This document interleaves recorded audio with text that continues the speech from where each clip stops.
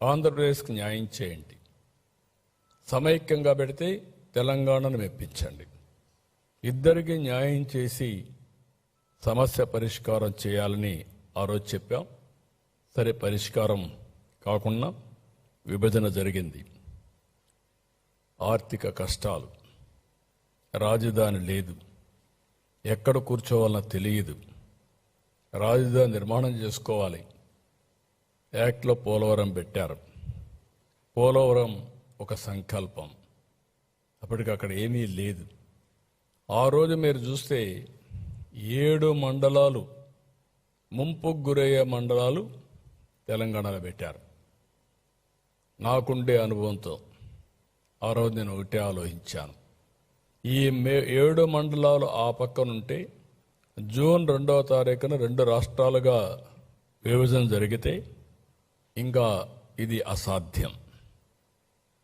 మళ్ళీ Telangana assembly accept చేసి లేకుంటే గవర్నమెంట్ యాక్సెప్ట్ చేస్తే తప్ప పోలవరం నిర్మాణం జరగదని చెప్పే ఉద్దేశంతో నేను ఎక్కడికక్కడ ముందే ఆలోచించి, ఎందుకంటే నాకుండే అనుభవం, ఆ సమయస్ఫూర్తితో యాక్ట్ చేసి ఆనాటి ప్రభుత్వం నరేంద్ర మోడీ గారికి, అదే మరిగా కొండే కేంద్ర నాయకత్వానికి చెప్పాను, 7 మండలాలు ఇస్తే నేను ప్రమాణ స్వీకారం చేస్తాను, మీరు ఇవ్వకపోతే నేను ప్రమాణ స్వీకారం చేయలేను. హైదరాబాద్ నేను ఎప్పుడు కూడా తెలంగాణకు వ్యతిరేకం కాదు, అది కూడా నా బ్రెయిన్ చైల్డ్. ఎందుకంటే నేను ఎప్పుడు కూడా తెలంగాణకు నష్టం జరగాలని కూడా ఆలోచించను. ఎందుకంటే తెలుగుదేశం పార్టీ పెట్టిందే హైదరాబాద్లో, అనౌన్స్ చేసిందే ఎమ్మెల్యే క్వార్టర్స్లో, సంపద సృష్టించిందే. ఈరోజు ఇవన్నీ వచ్చాయంటే, నిన్న కూడా పార్లమెంట్లో మాట్లాడుతుంటే చాలామంది ఎంపీలు హైదరాబాద్ని గుర్తు చేసుకునే పరిస్థితికి వచ్చారు. అదే నాకు గౌరవం. ఆ గౌరవాన్ని పోగొట్టుకునే పరిస్థితి ఎప్పుడు నేను తేను. అలాంటి సమయంలో ఆ 7 మండలాలు కూడా లిటిగేషన్ పెట్టే పరిస్థితి ఉంటే, 7 మండలాలు మొట్టమొదటిసారిగా చరిత్రలో మీరు గుర్తుపెట్టుకోవాలి, పార్లమెంటు సమావేశాల కంటే ముందు కొత్త గవర్నమెంట్ ఒక బిల్లు పెట్టి ఆర్డినెన్స్ ఇష్యూ చేసి ప్రెసిడెంట్ కన్సెంట్ ఇప్పించి తర్వాతనే పార్లమెంటు సమావేశాలు పెట్టారు, రెగ్యులర్ బిజినెస్ స్టార్ట్ చేశారు. అది కూడా జూన్ 2వ తారీఖు కంటే ముందు. అప్పుడే ఇది సాధ్యమైంది. అక్కడి నుంచి విజయవాడకు వచ్చాం.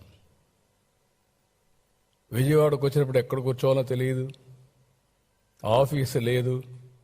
ఒక SC office, irrigation SC office, అదే క్యాంప్ ఆఫీస్, అక్కడే నా బస్సు బస. ఆ తర్వాత మీరు చూస్తే నేను ఈ ఇల్లు తీసుకొని రెంట్కి వచ్చిన తర్వాత దాన్ని హైకోర్టుకి ఇచ్చాం. ఆ తర్వాత అది రాజ్భవన్ అయింది. అంటే సీఎం సెక్రటరియేట్ అదే, ఆ తర్వాత హైకోర్టు అదే, తర్వాత రాజ్భవన్ అదే. అంటే అన్ని పర్పస్లు ఒక మనకి ఏమీ లేదు అనడానికి ఇక్కడ ఒక ఉదాహరణ మాత్రం. అయితే ఆ రోజు శివరామకృష్ణయ్య గారు ఒక కమిటీ వేశారు. ఆ కమిటీ మొత్తం రాష్ట్రం అంతా తిరిగింది. విజయవాడ గుంటూరు మధ్యలో 46% ప్రజలు ఇది అనుకూలమైన ప్రదేశమని వీళ్ళంతా కూడా సమాచారం ఆయనకి ఇచ్చారు, ఓటేశారు. అది చూసిన తర్వాత విత్ కన్సెన్సస్ ఆ రోజు గ్రీన్ ఫీల్డ్ రాజధాని విజయవాడ గుంటూరు మధ్యలో ఉంటుందని డిక్లేర్ చేశాం. వైఎస్ఆర్ కాంగ్రెస్ పార్టీ చాలా విన్యాసాలు వేశారు, అందరినీ రెచ్చగొట్టారు. కడాన నేను ఆ రోజు కూడా అభివృద్ధి వికేంద్రీకరణ తెలుగుదేశం పార్టీ సిద్ధాంతం, అదే సమయంలో అధికార వికేంద్రీకరణ చేస్తూనే మనకంటూ ఒక రాజధాని ఉండాలి. తెలంగాణకు హైదరాబాద్ ఉంది, కర్ణాటకకు బెంగళూరు ఉంది, చెన్నైకి తమిళనాడుకి చెన్నై ఉంది. అలాంటి రాజధాని నగరం ఉంటే తప్ప భవిష్యత్తు లేదనే ఉద్దేశంతో మనం సంకల్పం చేశాం. ఆ సంకల్పమే రెండు ప్రాంతాలకి, నార్త్ అండ్ సౌత్, సమాన దూరం, 12 పార్లమెంట్లు ఒక పక్క, 12 పార్లమెంట్లు ఇంకొక పక్క, డిస్టెన్స్ కూడా మోరార్లెస్ సేమ్. 13వ పార్లమెంట్ గుంటూరు. అలాంటి ప్లేస్ని ఎంపిక చేశాం. ఒక్కసారి ఆ రికార్డ్స్ మీరు పోతే ఏవేం చెప్పారు, చిన్న రాష్ట్రం అయిపోయింది, విభేదించడం నాకు ఇష్టం లేదు, అదే సమయంలో 30,000 ఎకరాలు కావాలి, అలాంటివి ఉంటే నాకు అబ్జెక్షన్ లేదు అని చెప్పి, ఎక్కడైతే కనెక్టివిటీ, నీటి లభ్యత, భూమి, ఇక్కడ రాజకీయ చైతన్యం అన్నీ కూడా ఇక్కడ ఎప్పటి నుంచో జరిగిన ప్రాంతాన్ని మనం ఒక సంస్కృతి సాంప్రదాయాలకు నిలమైన ఈ ప్రాంతాన్ని మనం ఎంపిక చేశాం. మీరు ఏ యాంగిల్లో చూసినా, భౌగోళికంగా, ఒక హిస్టారికల్గా, వనరుల పరంగా హైదరాబాదుకు నీళ్లు లేకపోతే ఎన్నో సంవత్సరాలుగా వారానికి ఒక్కసారి నీళ్లు ఇచ్చేవాళ్ళం. ఏవి 9 మున్సిపాలిటీలకి. సిటీలో కూడా ఆ ప్రాబ్లం ఉండేది. ఏం చేయాలన్నా పరిష్కారం చేయలేక చాలామంది ఇది చేస్తే గండిపేట ఎండిపోతే, ఆ రోజు నేను ఎట్టి పరిస్థితిలో ఇవ్వాలని నాగార్జున సాగర్ నుంచి మొట్టమొదటిసారిగా ధైర్యం చేసి 1 సంవత్సరం నీళ్లు తీసుకుపోయి హైదరాబాద్కి ఇచ్చాం. ఇక్కడ ఆ సమస్య లేదు, అన్ని నీళ్లు కానీ అన్నీ ఉండే పరిస్థితి వచ్చింది. దీనికి ఒక హిస్టరీ ఉంది. శాతవాహనులు వెళ్ళిన ప్రాంతం, బౌద్ధం విరాజిల్లిన ప్రాంతం. లండన్లో ఇప్పుడు కూడా అమరావతి మ్యూజియంలో ఉంది. ఒక గ్యాలరీ అమరావతి ఉంది. చెన్నైలో కూడా ఉంది. అమరావతి పైన గ్యాలరీ ఉండే పరిస్థితి వచ్చింది. ఇవన్నీ కూడా చేసిన తర్వాత మీరు ఒకసారి చూస్తే 2014 జూన్ 8న ప్రభుత్వం ఏర్పాటు చేయడం, అదే ఏడాది సెప్టెంబర్ 1న రాజధాని నిర్ణయం చేయడం, 2014 డిసెంబర్ మాస్టర్ ప్లాన్ సింగపూర్ సంస్థలతో MOU చేయడం. ఒకప్పుడు హైదరాబాద్ డెవలప్ చేయాలంటే నేను అమెరికాకి వెళ్ళాను, 14 రోజులు తిరిగాను. ఐటీ కంపెనీస్ని తీసుకురావడానికి హైదరాబాద్ అమెరికాకి వెళ్ళి వాళ్ళందరినీ అట్రాక్ట్ చేసి అక్కడి నుంచి ప్రారంభించాం. ఇక్కడ ఆంధ్రప్రదేశ్ ఎలక్షన్లో 2014 నేను మేజర్గా చెప్పింది, రాజధాని లేదు, అందరూ ఆవేదనతో ఉన్నారు, సింగపూర్కు మించిన రాజధాని కడతాం. సింగపూర్కు అంత మునుపు నాకు పరిచయం ఉంది, ఆ కంట్రీతో సంబంధాలు పెట్టుకొని చేస్తామని ఫస్ట్ టైం సింగపూర్కి పోయి ఆ గవర్నమెంట్ ప్రధానమంత్రికి వాళ్ళందరికీ విజ్ఞప్తి చేస్తే, మంత్రులకు విజ్ఞప్తి చేస్తే, టెండర్లు పిలిస్తే ఆలస్యం అవుతుందంటే వాళ్ళు చాలా పాజిటివ్గా ముందుకు వచ్చి టెండర్లు పిలవకుండా మేము ఉచితంగా మాకుండే సమర్థత అంతా ఉపయోగించి, మా డిపార్ట్మెంట్లు ఉపయోగించి మాస్టర్ ప్లాన్ డీటెయిల్స్ ఇస్తామని చెప్పి మాట నిలబెట్టుకున్న ప్రభుత్వం 1 పైసా తీసుకోకుండా ఇచ్చారు. అలాంటిది డిసెంబర్ 30న 2014 ఏపీ CRDA తీసుకొచ్చాం. ల్యాండ్ లేదు, ఇక్కడ విలువైన ల్యాండ్. ఒక విధంగా ఇక్కడ అభివృద్ధి కూడా ఆగిపోవడానికి హైదరాబాద్ కంటే ఎక్కువ ల్యాండ్ ఇక్కడ వాల్యూ. తర్వాత హైదరాబాద్ అభివృద్ధి అయినాక ల్యాండ్ పెరిగింది, ఇక్కడ అంత మునుపు కూడా ల్యాండ్ వాల్యూ ఎక్కువ. ఎందుకంటే ఒక ఫెర్టైల్ ల్యాండ్ ఇది. ఎప్పుడు కూడా నీరు కృష్ణా డెల్టా కింద వచ్చి ప్రతి ఒక్కరు ఉపయోగించుకునే పరిస్థితికి వచ్చారు. దానివల్ల ల్యాండ్ కూడా ఇచ్చే పరిస్థితులు లేరు.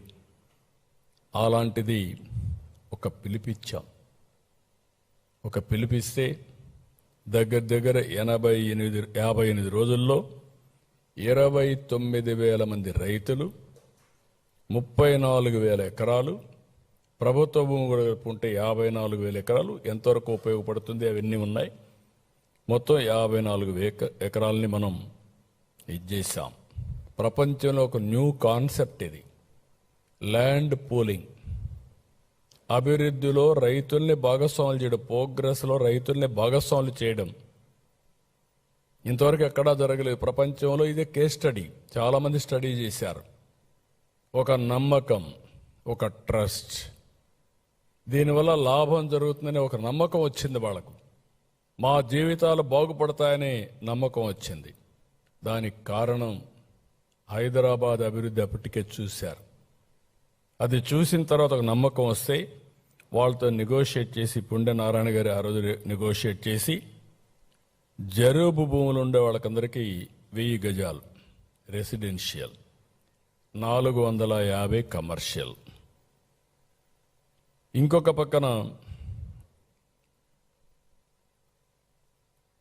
ఏదైతే నాన్ జరీబు రైతులకి 1000 చదరపు గజాలు రెసిడెన్షియల్, 250 గజాలు కమర్షియల్. ఆ రోజు 50,000 రూపాయలతో యాన్యుటీ ప్రారంభించాం. ఈరోజు 95,000 రూపాయలు ఇస్తున్నాం జరీబుకు. ఇంకొక ల్యాండ్కి నాన్ జరీబుకి 30,000 చేశాం. ఇప్పుడు 57,000 అయింది. ఎవ్రీ ఇయర్ 5,000 పెంచుకుంటూ వెళ్ళాం. అప్పుడు 10,000కి ఇస్తా అన్నాం. ఇప్పుడు డిలే కూడా అయింది కాబట్టి 15 సంవత్సరాలు ఇచ్చే పరిస్థితికి వచ్చాం. భూమి లేని పేదలందరికీ, రైతు కూలీలకు 5,000 రూపాయలు నెలకు ఇప్పుడిచ్చే పెన్షన్లు కాకుండా అదనంగా పింఛన్లు ఇస్తున్నాం. గవర్నమెంట్ ఇచ్చే పింఛన్లన్నీ ఎలిజిబిలిటీ ప్రకారం ఇస్తున్నాం. వీళ్ళకి అదనంగా ఇచ్చే పరిస్థితికి వచ్చాం. ఇవన్నీ కూడా గవర్నమెంట్ ఆఫ్ ఇండియా కూడా దీన్ని చాలా వరకు మెచ్చుకొని, ఇది right model for the nation. ఎప్పుడైనా సరే ఒక రైతు భూమి ఇచ్చినప్పుడు ఆ భూమిని గట్టి మనం ఉపయోగించి ఒక ఇరిగేషన్ ప్రాజెక్ట్ కట్టినా, ఒక ఇండస్ట్రీ పెట్టినా, ఇంకొక పని చేసినా వాళ్ళు ఎంత హ్యాపీగా ఉంటారో, బెనిఫిషరీస్ ఎంత హ్యాపీగా ఉంటారో, పోగొట్టుకున్న వ్యక్తులు కూడా అంతే హ్యాపీగా ఉండాలనే ఉద్దేశంతోనే ఈ కార్యక్రమాన్ని చేశాం. ఒక హైదరాబాద్లో మీరు ఒక్కసారి చూస్తే శంషాబాద్ 5,000 ఎకరాలు చేశాం. 5,000 ఎకరాలు ఇచ్చిన రైతులు కోటీశ్వరులు అయ్యారు. ఆ రోజు నేను ఒక మాట చెప్పాను, ఇక్కడ ల్యాండ్ ఇవ్వండి, పక్కన మీరు కొనుక్కోండి, ఇక్కడ ఎయిర్పోర్ట్ వస్తుంది, ఆ ల్యాండ్తో మీకు వాల్యూ, భూమి వాల్యూ పెరుగుతున్నాం. చాలామంది విన్నారు. ఈరోజు బాగా పైకి వచ్చే పరిస్థితికి వచ్చారు. ఇక్కడ కూడా మీరు చూసినప్పుడు మొత్తం దీనికి 3 లెవెల్స్లో ఆ రోజు తయారు చేశాం. సిటీ రీజియన్ 56 మండలాలు, 8,603 స్క్వేర్ కిలోమీటర్లు. అదే మరిగా సిటీ క్యాపిటల్ సిటీ, దీనికి 117 చదరపు స్క్వేర్ కిలోమీటర్స్. ఇవన్నీ ఇంకొక పక్కన సీడ్ క్యాపిటల్, దీనికి సింగపూర్కి ఇవ్వాలి అనుకున్నది కూడా నేను చెప్తాను. అది వీళ్ళు వచ్చిన తర్వాత క్యాన్సిల్ చేసే పరిస్థితికి వచ్చారు. 11 నెలల్లో సచివాలయం కట్టాం, అసెంబ్లీ కట్టాం. ఒక 2-3 నెలలు అయిన తర్వాత హైకోర్టు కూడా ఆ రోజు టెంపరవరీ ట్రాన్సిట్. ఆ రోజు నేను ట్రాన్సిట్ అంటే దాన్ని కూడా కావాలని వక్రీకరించి టెంపరవరీని మాట్లాడి ఏదో షెడ్లు వేశారు, లేకుంటే పూరిళ్ళు వేశారన్న విధంగా మాట్లాడారు. కాదు, మనకు కోరిక ఉంది. బెంగళూరులో మీరు చూశారు సచివాలయం ఏ స్టేటస్లో ఉందో. విశ్వేశ్వరయ్య కట్టాడు ఆ రోజుట్లోనే. హైదరాబాద్లో నిజాం కట్టాడు. ఆ ప్యాలెస్లన్నీ మళ్ళీ మనం యాడ్ చేసుకున్నాం. అదే మరి తమిళనాడులో సెక్రటరియట్, కొత్త సెక్రటరీ